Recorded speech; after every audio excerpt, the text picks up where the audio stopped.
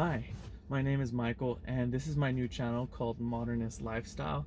Today I am reviewing my first week's experience with owning a Tesla, but in the future I would like to use this new channel to cover a variety of topics ranging from technology, modernism, and minimalism. Anyway, back to the review. Again, this is my first week's experience with the refreshed 2021 Model 3 Standard Range Plus. And I feel that I should start by mentioning that, like most of you, I have done a lot of research and watched many videos about what to expect when getting a Tesla.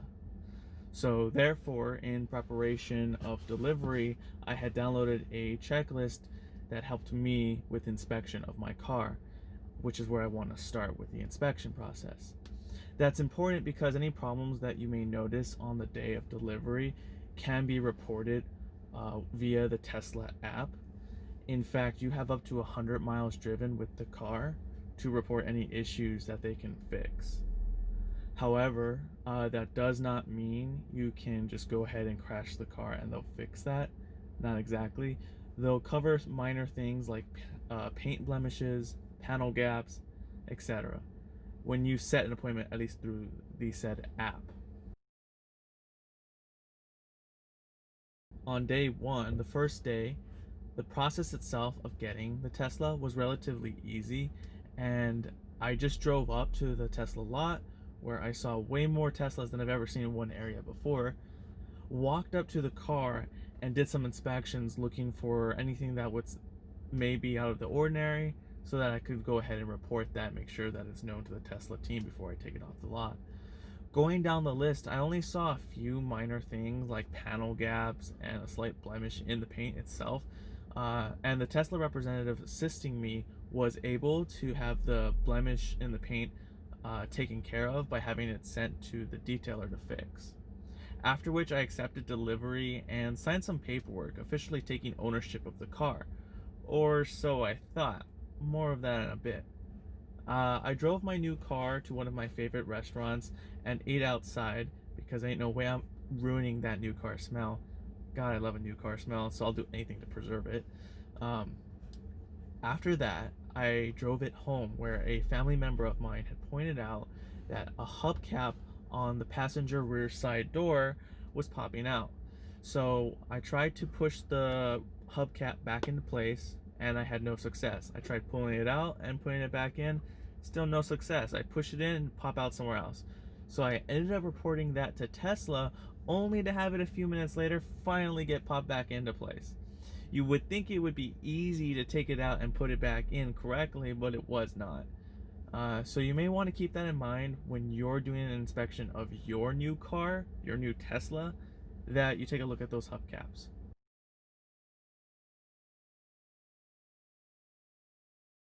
On the second day, the very next morning, I was actually experiencing some issues with the Tesla app.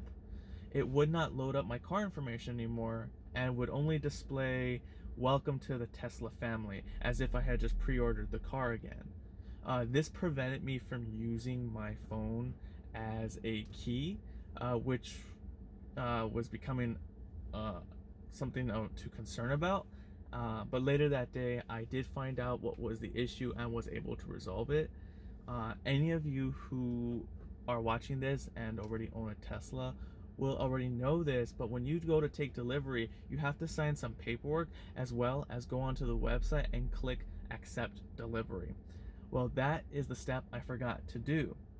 So, however, the Tesla representative that was taking care of me yesterday contacted me and he reminded me to do just that.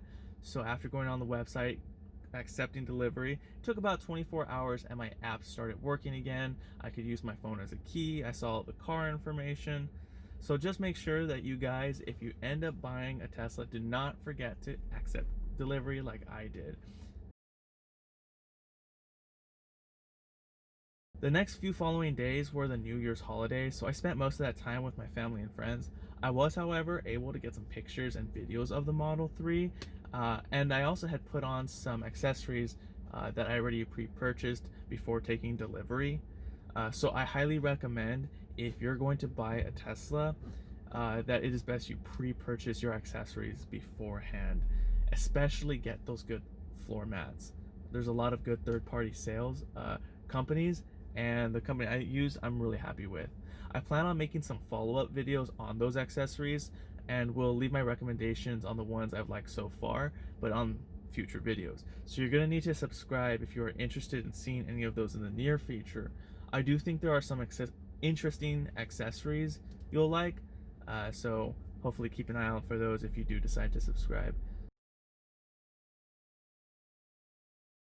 On the sixth day, which it's been almost a week of owning the car at this point, I thought it would be a good opportunity to test the car's battery by driving it up the mountain with a friend of mine and my sister.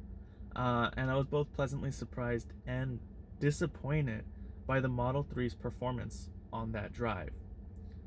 To begin, the drive started about 10 a.m., a little late, I know, but with 85% charge, the whole drive would be about 90 miles round trip. Now remember, I'm driving the refreshed Standard Range Plus, sporting the new heat pump. However, it does not come with all-wheel drive. So maybe some of you can tell where this might be going based off of those specs. I got to the top of the mountain in about an hour. With about 59% charge, I decided to stay up there, take some pictures and video for a little while just to see how the battery might drain while being idle in that colder weather.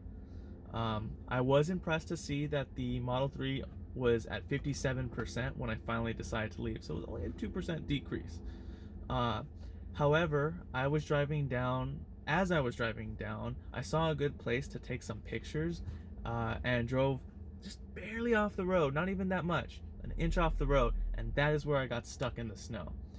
So at first, I wasn't really worried. I remembered that the Model 3 has a feature called Slip Start, and Slip Start is a feature which turns off traction control for your wheels. It's supposed to help you drive out of being stuck in ice, snow, and mud. Well, that didn't work at all for me. And you can see that in the video of my younger sister making fun of me trying to push the car out of the snow. Eventually, some people came and helped us out. We were able to get the car free, and at this point, the car had 54% battery left. As a result, I thought it would be a good opportunity to thoroughly test the regenerative braking by going down the mountain. I must say, it feels weird when you're speeding up and then quickly slowing down when going downhill. But when we finally reached the bottom of the mountain about 30 minutes later, the battery charge increased about 3% because of the regenerative braking, bringing my battery up to 57%. After that, it took me another half an hour to get home, and the battery was a solid 49%. So the whole trip again was only 90 miles. I lost about 36%, which is not too bad if you ask me. In summary though, yesterday was about the 7th day, and nothing new happened, nothing that I've noticed negative about the car.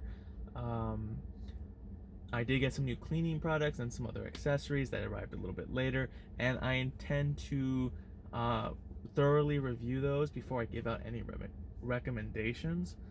So I'll probably put those in the future Model 3 accessories videos, as I had mentioned earlier. Anyway, I think I'm going to conclude my first week's reaction and summary video to owning a Tesla Model 3 2021. So if you can, please leave me any comments or questions below about anything you think I should have covered or that I may have missed, because I'm trying to look at anything I can, and I would like to report it back to you guys if you're at all interested. So again, please like and subscribe, help this new creator out. I would definitely appreciate it. Thank you.